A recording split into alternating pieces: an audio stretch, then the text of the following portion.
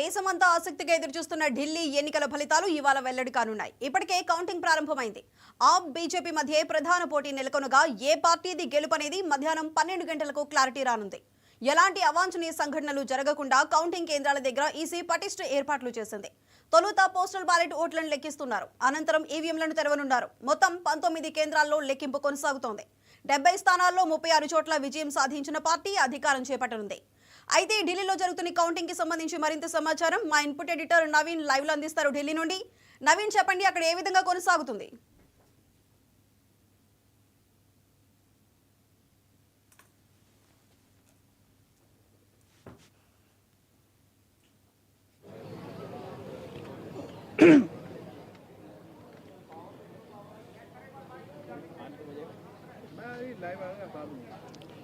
సరిగా 8 గంటలకి postal ballot లెక్కింపు కూడా ప్రారంభమైంది. మొదటగా పోస్టల్ బ్యాలెట్ కౌంటింగ్లో మాత్రం 3 స్థానాల్లో ఇటు బీజేపీ లీడ్లో కూడా ఉన్నటువంటి పరిస్థితి నెలకొంది. దాని తర్వాత సరిగా 8:30 ప్రాంతంలోనే ఈవీఎం కూడా లెక్కింపు కూడా చేపట్టేటువంటి అవకాశం కనిపిస్తుంది.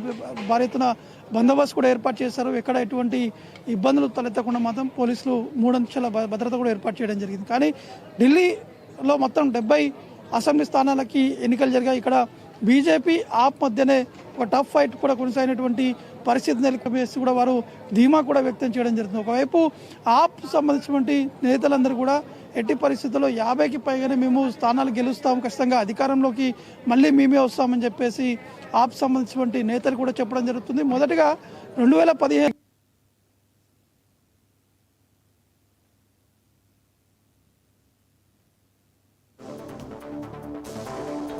జరిగినటువంటి ఆ ఎన్నికల్లో మాత్రం 62 స్థానాల్లో కూడా గెలిచినటువంటి పరిస్థితి నెలకొంది. ఇప్పుడు ఎట్టి పరిస్థితులు కూడా మేమే మళ్ళీ అధికారంలోకి వస్తామని చెప్పేసి ఆప్ సంబంధించినటువంటి కార్యకర్తలతో పాటు ఆప్లో ఉన్నటువంటి పెద్ద నేతలందరూ కూడా వారు చెప్తున్నటువంటి పరిస్థితి నెలకొంది. మరోవైపు బీజేపీ కూడా ఇదే తరహాలో కూడా వారు స్పందిస్తున్నారు.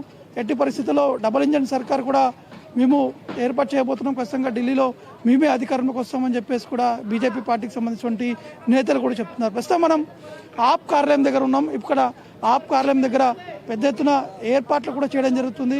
స్టేజ్ను కూడా ఏర్పాటు చేశారు. పెద్ద ఎత్తున స్పీకర్స్ కూడా పెట్టడం జరిగింది. ఇప్పుడిప్పుడే ఆప్ సంబంధించినటువంటి కార్యకర్తలందరూ కూడా ఇక్కడికి చేరుకుంటున్నటువంటి ఆ దృశ్యాలు కూడా కనిపిస్తున్నాయి. దాంతోపాటు పూర్తి స్థాయిలో అంటే వీరందరూ కూడా ఖచ్చితంగా మేమే గెలుస్తామని చెప్పేసి కూడా ధీమా కూడా వ్యక్తం చేస్తున్నటువంటి పరిస్థితి నెలకొంది. ప్రస్తుతం మనం స్టేజ్ మీద ఉన్నటువంటి ఆ విజువల్స్ చూస్తున్నాము. ఆ స్టేజ్ మీద పెద్ద ఎత్తున స్క్రీన్ కూడా ఏర్పాటు కూడా చేయడం జరిగింది. అంటే ఆ కౌంటింగ్ సంబంధించినటువంటి ఫలితాలకు సంబంధించినటువంటి అవన్నీ కూడా ఆ స్క్రీన్ పైన కూడా చూపిస్తారు. దాంతోపాటు ఉన్నటువంటి ఎమ్మెల్యేల అభ్యర్థులు కావచ్చు, అక్కడ ఉన్నటువంటి కార్యకర్తలు కావచ్చు, ఆప్ సంబంధించినటువంటి ఎంపీలు కావచ్చు, వారందరూ కూడా ఇక్కడికి వచ్చి సంబరాలు కూడా చేసుకునేటువంటి అవకాశం కనిపిస్తుంది. మరోవైపు ఈ ఆప్ సంబంధించినటువంటి ఈ కార్యాలయం చుట్టుముట్టు కూడా పెద్ద ఎత్తున కార్యకర్తలు కూడా ఇక్కడ చేరుకుంటున్నారు. వారు కేవలం కొంతమందిని మాత్రమే ఇక్కడికి అనుమతిస్తున్నటువంటి ఆ స్పీకర్స్ కూడా ఏర్పాటు కూడా చేయడం జరిగింది. ఖచ్చితంగా గెలిపే లక్ష్యంగా వీరందరూ కూడా పెద్ద ఎత్తున